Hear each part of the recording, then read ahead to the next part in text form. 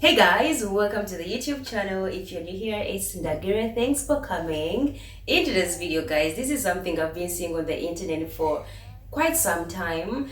And well, before I even get into my own opinions, as always, let's first watch this clip and then, yeah, let's talk about it. I feel sorry for white people. In the world that we live today, it actually sucks to be white. Whoever thought I would say that? Because they didn't ask their forefathers to do what they did. In fact, if I was a white person, I would wake up every day and swear for my granddaddy or great granddaddy, swear for my forefathers, because the shit that they did, they are paying for it now. It's almost like being a politician's child. In the country that I come from, most of the politicians are corrupt and, they've looted money and their children are enjoying the wealth and living large while most of the masses are dying of poverty. So you see, as a politician's child, you don't have the right to come out of social media and talk and do anything. The masses will come for your jugular. So you have to live your life. As you're enjoying that money, you will enjoy it in silence. So being a white person, you grew up with privilege and so much that you didn't even understand. And now it's out there. TikTok is helping us share the word. People are beginning to understand exactly what white privilege is. It comes with being extremely careful of what you say online. You can't talk anyhow. If you talk anyhow, you will see anyhow. But my appeal to the black community is that when a white person comes in humility, comes, respectfully and asks questions in comment sections, let us be calm a bit. Some of us, when we attack, you just attack. Take it easy, okay? Take it easy. So as you've seen in the video, I mean, it was kind of in a sarcastic way, which is probably okay, but it's not really okay because at the end of the day, we are all, I would say, descendants of the past. And yes, I know we are suffering still somehow or most of the times because of what happened in the history. But this thing, when it comes on social media, let's be honest.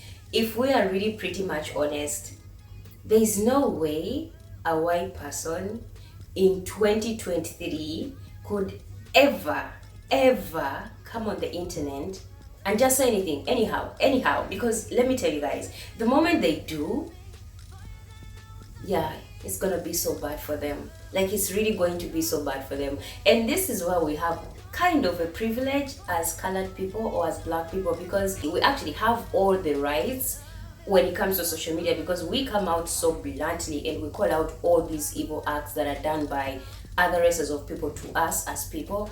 And sometimes I'm like, I do kind of also feel bad for the white descendants in 2023 because they can't really express themselves. Like, in the past times, their ancestors, they did the maximum. But today, they cannot really just come out honestly and just speak anyhow and just act anyhow, because we are here. We are ready for them. And the fact that we are now learning ourselves, and what I like about social media as well is that we have started to engage with ourselves. Like me personally, as an African, I go to see the outside world through social media. I go to talk to other people outside of my country, Uganda, to other countries of Africa, and then African Americans and all the African descendants in the diaspora, which I really like. I love that. So I'm really learning a lot on social media. And yeah, when it comes to us calling out the acts that are done to us, we are very open, we are very blunt. When you steal a car and you pass over the stolen car to your children, it makes that child a criminal as well, because it's in possession of stolen goods. And that child passes that car, or doesn't even pass that car.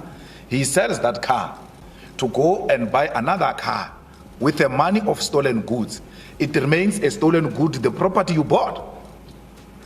With the money stolen, got from a stolen goods, you are in possession of stolen property. Return it, please.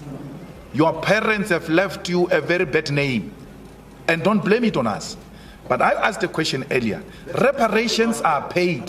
When I say your name, I mean them as white people. Your parents have left you a bad name. So that is the context I'm using it. I want to really feel sorry for them.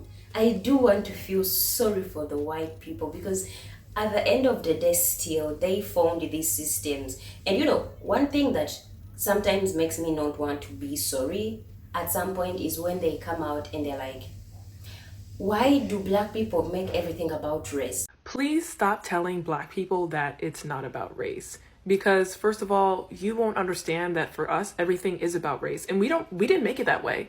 It's automatically that way. And it's so ingrained in society that sometimes it's easy to look over. And that's why we do things like call people out when things are harmful to the black community. When we do that, we're not expecting for you to push back because we've told you exactly what it does to the community. It's not up to you to tell black people how to feel in certain situations, especially regarding race. And just because it doesn't feel that way for you doesn't mean it doesn't feel that way for us.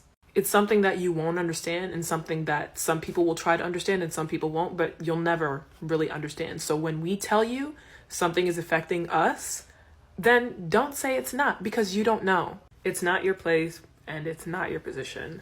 Thank you. I have a question. Do you know what racial gaslighting is? We're going to talk about it. It may look like this. Come on, it was just a joke. Not everything is about race. Stop making everything about race.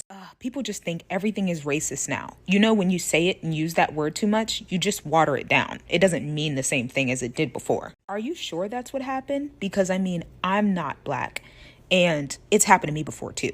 That is what racial gaslighting sounds like. It usually happens after people use an implicit bias. They'll racially gaslight you. I declare in 2021 that racial bias, racial gaslighting, and anything else that doesn't seem like a big deal will be called to the carpet. And there are two options. Either we can learn and grow, or you don't have to be here. You can block me and go. I'm like, what do you mean we make everything about race? When you actually look into your history, you'd see that everything you have was based on race. When it comes to way of living, when it comes to appearance, like aesthetics, when it comes to the institutions we go to, when it comes to the ways of education, it is all given and it's placed in the times of race, which favors, of course, white people. So why would you come to us and say, oh, black people make everything about race? Yeah, really? It's really not funny, guys, but are we really sorry for you guys? Should we really feel sorry for white people? I mean, and then I also want to ask you guys, what do you really want to do to the white people now? Because when they come out and they also want to defend what they know is right, we call them out. And so they are in kind of a conflict of how to behave or how to be. And also, when you come to me as a white friend and you say a joke and you're like, oh, I'm sorry, it's just a joke, you know, I didn't mean it, I'm gonna call you out, because you need to remember, yeah, most things were built on your race to prosper and me not to actually get anywhere close to where you are. So it's really hard for them, I would say, to really navigate through this life of 2023. And I'm like, where are we going? Make it make sense, guys. I don't know. Are we trying to do the reverse thing as black people or colored people to the white people? Like, should we really blame them for what is happening to us today? And then, yet again, why shouldn't we? Because we are still suffering from the things that their ancestors did to us today, or the system that they created for us today. Guys, this is a very conflicting topic. It's just funny how this lady came out and was telling white people like they should be cursing their grandparents, their forefathers for what they did to other people, because now they are feeling the heat. And I would say it's kind of nice that we have a platform now where we can level up and kind of be on the same platform and talk about our issues.